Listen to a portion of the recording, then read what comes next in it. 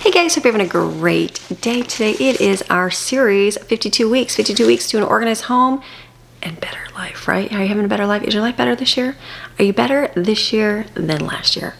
Like, we are already on what week are we on? We are on week 39. So if you've been following along and going through the series with us, you probably have got a lot done in your home. I like that. People have been sharing emails with me and telling me things that they've been doing. And now last week I did a little bit different and I filmed this part of the video because it's short. I'm more just talking because we're at the end and there's not a whole lot of video footage because I'm filming every day, so I can't just do everything. I can't do everything. If I was filming only once a week, maybe it'd be a little different where I could get a video clip on a different day and throw it in here. But I guess I gotta do what I gotta do. So I added it to the daily, what I was doing, so that you get a little bit longer video. But then someone chimed in and said, well, I really like it separate so that you can go back each year and do this. And I was like, that's good. So this will be very short. It'll be very short because it's just going to be me jibber jabbering for some time, and then I'll still do a video today. So watch that after, and we'll go through our Tuesday and what that looks like. Tuesdays are a little easier, but still a day at home. So we're going through 52 weeks. So we're on 39. I said 39, which is awesome. If you've gone through our series here, you can look back at all the other ones we've done. There is a book that goes with this. The book supports what I do. You can just watch the videos as well. That is all linked below if you would like to. But it's just, instead of doing like speed cleaning or a January revamp of your house, because I feel like by the end of the year, you already have a ton more. So this is just kind of going through your entire home slowly. You know what I mean? And so I don't mind the fast things. I've done seasons, spring cleaning, fall cleaning. I've done it all. But going through, I think, slowly sometimes is a good thing because then there's not a lot of pressure to have to change everything. Habits take time to be consistent in our days, and sometimes it's just the thought process of doing things. And I know I've shared a lot of things when I did all this and wrote everything out. Some of it I was like, oh, maybe I'll do that, and some things I'm like, maybe I won't. And then some things I went back to later and started implementing them and doing them for myself. You know what I mean? And so that's what this is about. It's just giving you ideas. Like, maybe it'll work, maybe you'll do it, maybe you'll choose to do it later on in your days. It just depends. So this month we're focusing on our storage areas, which would be like an attic or a basement. We do have an attic. I do have an attic, but we don't go in there. No, I think you would sweat to death. I have to assume. I watched videos of people, they installed solar, and I was like, oh my goodness, you would just not do very well in that kind of heating situation. So I don't put anything in my attic. I do what I can for space here. I see in Florida they put up storage units everywhere you move. I need to do like a video on Florida, things that are different or something like that. I don't know, but they put up storage units everywhere. Everywhere there's a piece of empty land, a storage unit goes up, or a car wash. And so I'm like, why is that? But then I had told Brooklyn the other day, she was moving her stuff, and she has stuff for when she's going to move out and stuff and start her life. She's a planner. And so she's like, oh, we just don't have any storage in this house. And I said, no. I said, do you see why the storage units are popular here? I said, because there's no storage. So I'm like, that's the key, is that people need to have their stuff stored. So it depends on what your storage looks like. And I think not having a ton of storage helps you to keep things a little bit less. Sometimes it's a little bit more of a challenge when you have a large family because you got to kind of cram things like in our garage together. But you know what? You do what you got to do. And so for me, having my storage, you saw upstairs how my bins look. Thankful for that closet up there. And then downstairs here in my off my pantry where I have like that storage of my appliances, which is it's good. It's like I was able to pull out all those appliances. Remember, we just went through to discard, and then it just sat there. So I was able to look at it for a long time, and then it was randomly like someone had needed something. I was able to pass something along to them. Somebody needed something, so I was able to pass it along to them. So I'm like, okay, that served its purpose. There's a few more things over there, but they're almost gone. So today we're going to be going through, and you're going to clean your floors, your walls, or any shelving units that you have in those rooms. So wherever your areas are at, you're going to clean. So see how the first week, what do? We decluttered and we sorted through them. The next one we organized and put it away. Today we're going to clean things and go through it. So get your old little mop bucket or broom or vacuum or whatever you have, and let's clean those floors up and get those done in there. That's going to be your focus today, is the cleaning part of it and getting it all done. So hopefully you've done the organizing in there. Hopefully you've had things sorted and you'll be working on that, which will be nice. And then next week we'll be doing something with all of that stuff. So got that one. And then it's going to be good because we're going to be moving out of this area real soon, getting to the final touches in the next coming months. All right, let's go on to healthy routines. Okay, this month we're prioritizing self-care, and self-care is going to look different than it is for a lot of people, because self-care to you may be different than self-care to me. It just depends on what your situation is in your days. And so for this week, we're practicing self-compassion. I don't know about you, but I know that I am a woman, and I get tied into the world of what a woman should look like, especially a menopausal woman.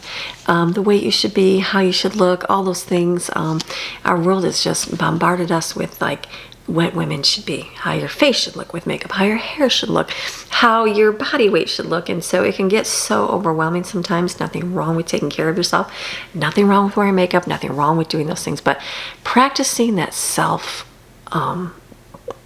acceptance of yourself and self-compassion, speaking kindly to yourself and letting go of perfection. I know for myself, being on social media, everybody sees what I look like. So I've given up on that. A lot of times people are like, you should wear more makeup, or you should get your face. I don't know what happened to my nose. It's been like this my entire life. And they're like, what happened to your nose? There's a light coming in, so it's going to look weird. And they're like, did you have your nose get broken? Did you have something happen in your life? You should get that fixed. And so I have to smile because, for one, people are cruel. Or, no, not cruel. People have opinions and they think that they should share. And that's fine. I share things and, they say their things. But I have to smile because one of my kids has my same nose. And I'm always like, I looked at it the other day and I was like, you have the same outline of mama's nose. And so I always think, I used to hate my nose. I used to hate my nose. I remember doing modeling back in high school, and those are the things they pinpoint. I was very thin in high school, but I still remember them taking pictures of you walking in your bathing suit and then still highlighting the areas that needed to be trimmed down. And it's just such, I was a thin person, very thin, fit, those things. But I'm like, gosh, what have we done to our poor girls in society? And so, like, who says you're not supposed to have a little bit of a crooked nose? Who says that? Who says what you're supposed to have? Who says the perfect makeup or your hair color, your eye color? And so, just practicing that self-compassion. You know what? This is the way I am. This is the way my nose is. I guess if the Lord wanted me to fix it, I will. Same thing with my hair. I know my friend Kristen here, she wants me to dye my hair. I very much may in my future. Right now, I'm not really needing to. I did cut it a little bit shorter today. But it's just one of those, you just got to want to do it for you. You know what I mean? You got to want to do that for you. And sometimes suggestions are great. Yeah, love suggestions. Maybe it's a good suggestion to do, or you should try this, or you can get this little pink lip gloss and it kind of just brings a little bit of color to your face, or, whatever, those kind of things. There's nothing wrong with those suggestions, but when it becomes such an obsession, I think that's when it's, not good. And I know myself, I've just had a busy life, taking care of kids, being mom, and there was no time to sit and do my hair and makeup for an hour. So I had to find quick and easy and be comfortable with that. And then as I'm getting older, stayed thin. I've had babies, so I had gained a lot of weight, obviously, with babies. And then after I had lost all that, well, then go through my life and I'm going through menopause and I'm hitting those times where weight doesn't come off, and it's much easier to pack it on. And I've never really had an issue, like ever, except pregnant, obviously you're gonna gain it, with losing the weight, or not even, I didn't have to worry about losing it, just it's just adding, and you're like, oh my goodness. And so when you're on, it's much easier for people to pinpoint and say everything. And I'm like, you know what? I'm excited to share one day a video on menopause, but I don't feel like I can share so much right now because I'm not I'm not an expert, because I'm not all the way through it, and I'm learning more and more what works for me. And so I'm getting lots of suggestions, and I love that. And so it's a good thing. It's a good thing to take those, but that it's very easy to get, I'm not as thin. Yep, look at that person. They lost a bunch of weight. They're, but then they're also in a different season in life, and they don't have the situation that I have in my home. And so it's real hard, real easy. No, it's real easy to compare yourself to someone else, especially if you see somebody online. You can go, oh, look at them. They lost a bunch of weight. They're starting to do all these things. Great. Maybe they need that for mental well-being. Maybe that is something they need to stay sane in their days. But maybe you can't get out and exercise every day. Maybe you can't get out and walk all the time. Maybe you can't get out and make all the meals or whatever every single day. You have just a different life. So don't compare. Nothing wrong with, taking initiative to do things that are better. I know myself I do, but I do get into that rut of like, okay, let's have pizza and a Coke. Nothing wrong with that. But it's having that compassion against yourself. I know today I was doing my hair and I had cut it and I was looking in the back with a mirror and I'm standing there and I was like, ooh, saw the back of me and I was like, back of your body. And you're like, okay, now something you see all the time and you're like, you know what? It's okay. This is a season. This is a time. I'm working on things and I'm like, God, you're going to get me through that. So it reminded me of that verse is like, hate that. Hate that. Yeah, I don't like the rolls. I don't like the rolls here or there. I don't like sitting and you're like, what is that? But you know what? Seasons and times in your life, nothing wrong with working towards things, getting better, but have compassion on yourself. Give yourself some grace during this time. Women, we need that in our day. So love yourself today. Love yourself. Take care of yourself. Change some things if you need to, but still don't let others tell you how you should have to be. You just got to embrace and love it. Yes. Okay, let's go to the next one. And this whole month we are serving with joy. Do you serve with joy? I love serving. That's one of my favorite things to do is serve and do things for other people. When I made my cinnamon rolls last week, that was like such a great thing for me because I knew I was making them for someone else. And that just made me very happy. I don't mind making them for my family. I love making food for my family. But when I know I have a purpose and something to do with food, that just brings me great joy to do that. And so I was very happy to be able to take those and deliver those. And I was like, it doesn't matter. Even if they threw them away and didn't want them, which I don't think they did. I think you'd be crazy if you didn't eat those cinnamon rolls because they are so good, so good. I'm like, you know what? That just makes me so happy to do those things. So serve with joy this month. So this week for helping and serving with joy, we are going to help a neighbor. Serve a neighbor. Do you have neighbors? I have a lot of neighbors around me. All around me, we have neighbors. And so in the mountains, we had neighbors and they were like way down the road. And to go to the neighbors, it was kind of far. So it was a little more of a drive to the neighbors. But maybe it depends on your situation where you're at. Maybe you see their grass getting a little bit long. Maybe there's something where you can reach out and help them. Maybe you can go over and weed for your neighbors. Or maybe you've got a neighbor that has little ones. Maybe you can offer to babysit or hold the baby while they're doing something, outside. Or, maybe it's not so much doing something. Maybe it's going to be just rolling up the trash can from the road. I know sometimes we have elderly neighbors and we just had, we were taking a walk and saw one.